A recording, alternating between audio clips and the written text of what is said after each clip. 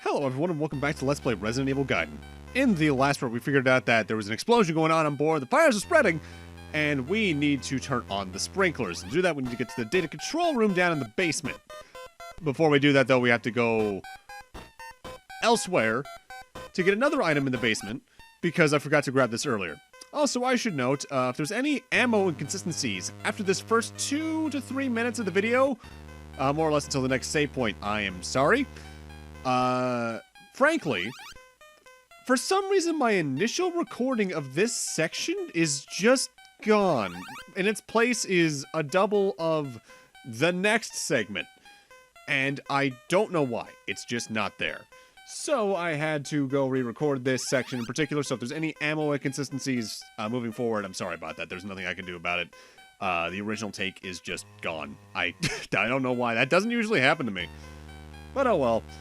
But yeah, we had to go back down to the basement to get that crowbar to come back up here to the main floor to come over here to the right in order to get ourselves the fire extinguisher. Because as you saw, there was a fire downstairs in the basement now. And we need the item from within here to get rid of that fire. Also, between this video and the last video, I did watch the world record speedrun of the game.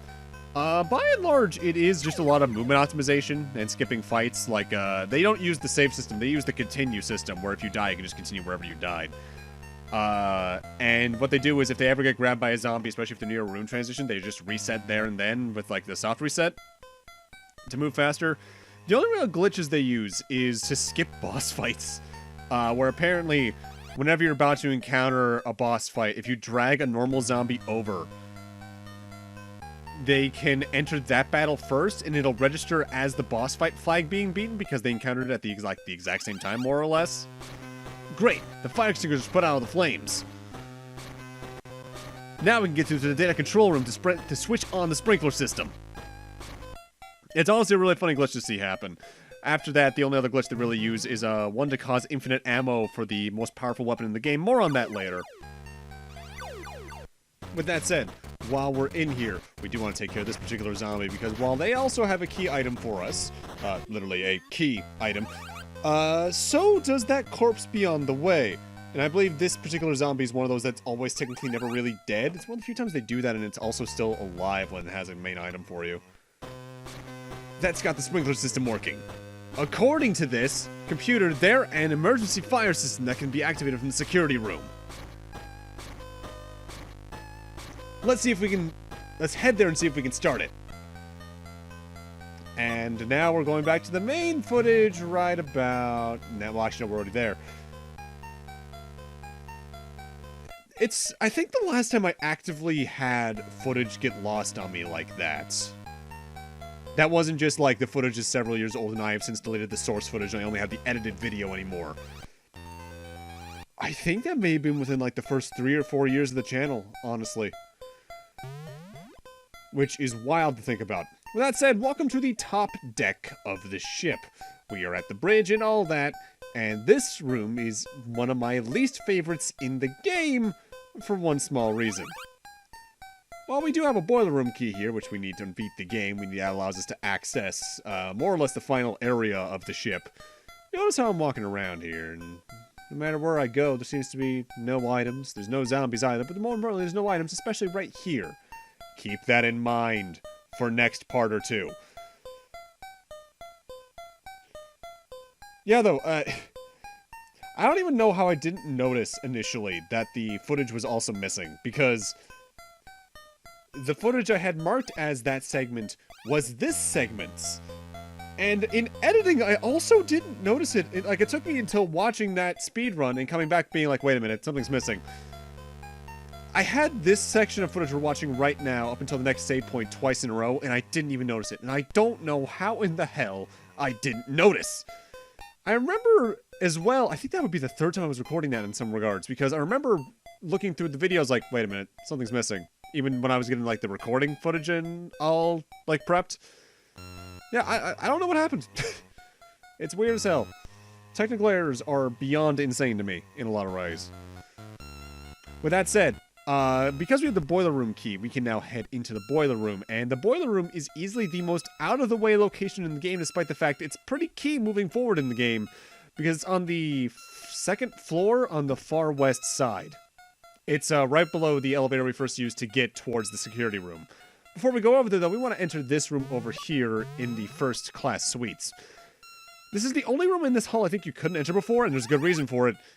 There's really high-level healing items, armor, and ammo in here, including one of like 2 or 3 refills of ammo for the gas launcher, which is the ultimate weapon in the game. I should note, you can come here a lot earlier, but you couldn't grab half the stuff anyway. And even then, I still can't grab the gas launcher ammo. Again, I really wish they let you pick up ammo even if you didn't have the gun yet. I think the main reason they don't is because the ammo isn't treated as a separate item in this game. It's all loaded into the gun at once. So if you don't have the gun, there's nowhere for the ammo to be quote-unquote stored. And that's beyond weird to me. Like, no other Resident Evil works like that. Like, there's no reload times or anything. And I get this is the only Resident Evil that works like this, period, in a lot of ways. But it's weird. It's bizarre.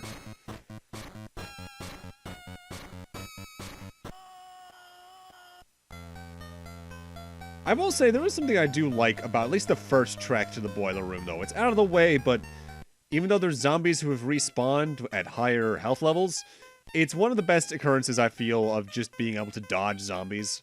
Because even in this game, successfully dodging a zombie, as finicky as it might seem, is very satisfying to do. I think when it comes to that, though, my favorite Resident Evil is probably either 2 or Remake 2. Because zombies are such a legitimate threat in both of those games for different reasons that being able to dodge them successfully feels so good. With that said, in Resident Evil 2 Remake, you also get not only more than enough ammo, at least for the handgun in the B scenario, but there's more reasons to avoid zombies in that. But you also have more than enough ammo to take care of things. Which I feel is what Resident Evil's more or less done since even the first game. There's more than enough ammo in most cases in any of the games. This is probably one of the games you get the closest on ammo-wise, from memory. Because you can use potentially every little bit of ammo along the way, and it's surprisingly easy to do that. I think the first time I finished the game, I had less than 10 bullets left, period, and I think we get pretty close here, too, from memory. Either way, welcome to the boiler room. There is an entire room off here to the side that I think is only here for extra ammo and healing items. I'll give this area this, though. It's probably the most visually distinct part of the game to me.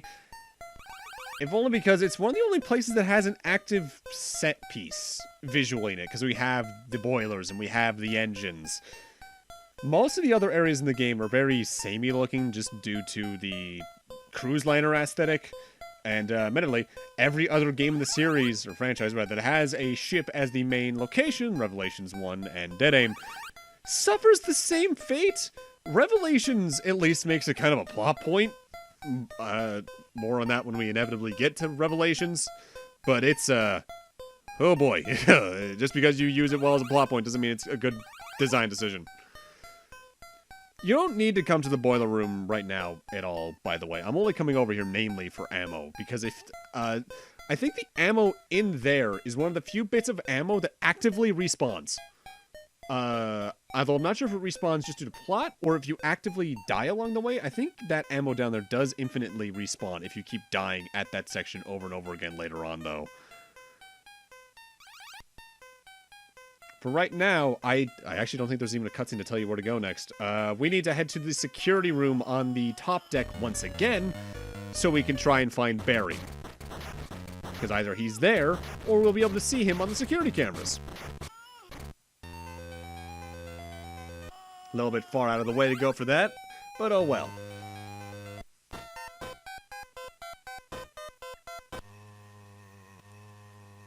It's tough to think of ways they could have actively improved this game, though, without just completely changing the structure they were already working with. Because when you get down to it, this structure is very Resident Evil, it's just that between bad map design, weird collision, and other stuff, it just doesn't feel great. I feel maybe something that could have done is this one, it could have been the first Resident Evil to maybe add sub-weapons in some regard.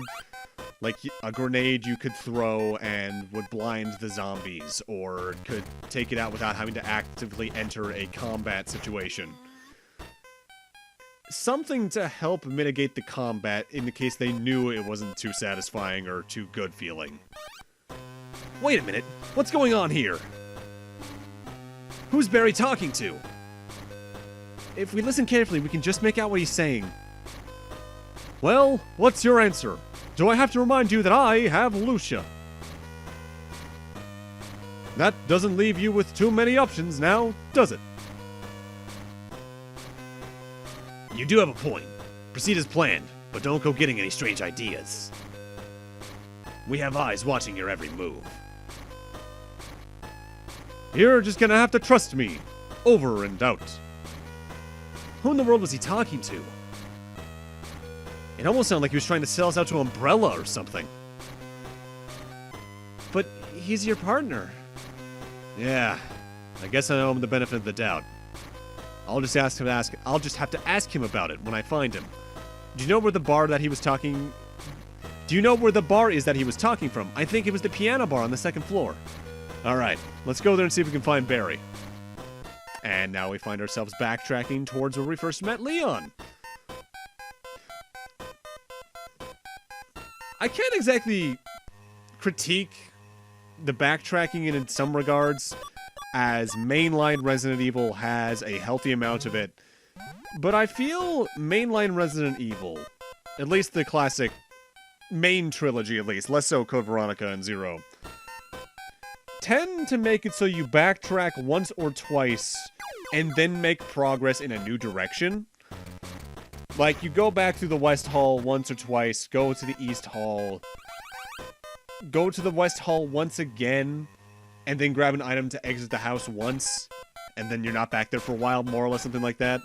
Because we're locked to this ship and there's no real super secret areas on it or something like that, that satisfaction of feeling a progression is kind of missing here.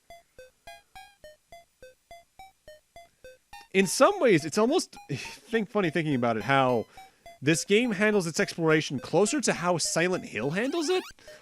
Because you can explore a little bit, but there's always only one place you need to go in order to get the item or to proceed with the plot.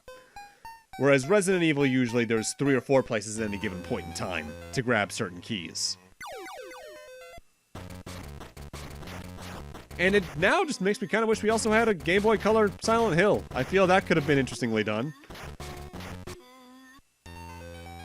If only because you could do something not like this with Silent Hill. You could do like maybe a first-person, very, I don't want to say Elder Scrolls, but a sort of classic Elder Scrolls. First-person, like, dungeon navigating. But I'm not sure how you would have the monsters work like that, unless you went for like a Sweet Home-esque RPG. Looks like you brought us some time with the sprinkler system. Forget that. Just tell me what's going on.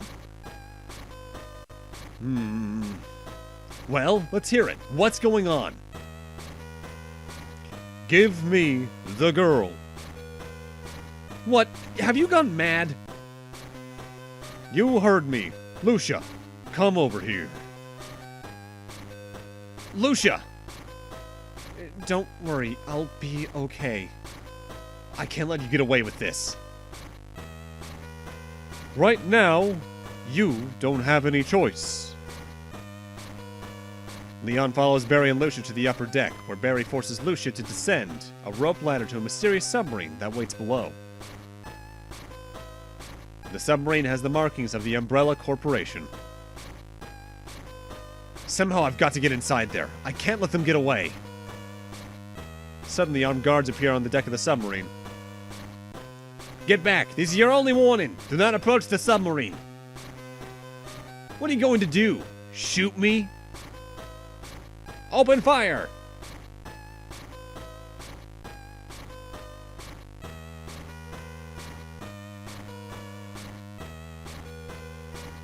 Me too, Leon. Me too. I can't believe they've opened fire! And now they're gone. A second explosion rattles the Starlight. This is not looking good. That sounded like the engine room. Another explosion like that and this ship is going down. I wonder if it's too late to learn to swim. To all operatives, is anyone there? Over. I repeat, is anyone there? Over. This is Leon, sir, reading you loud and clear. Good to hear your voice, Leon. I'm afraid we have some bad news. Our sensors indicate that there's a massive buildup of power around the engine room. Going by what the sensors are telling us, it could blow in minutes. Things are really not going my way today. I'll make my way to the engine room and see if I can stop whatever's causing the power buildup. Good luck, Leon. But with that, I'm gonna need to end this off here. Thank you guys for watching, and in part 5, I guess we're gonna go make sure the ship doesn't explode with Leon while Barry's off doing whatever the hell. See you guys then.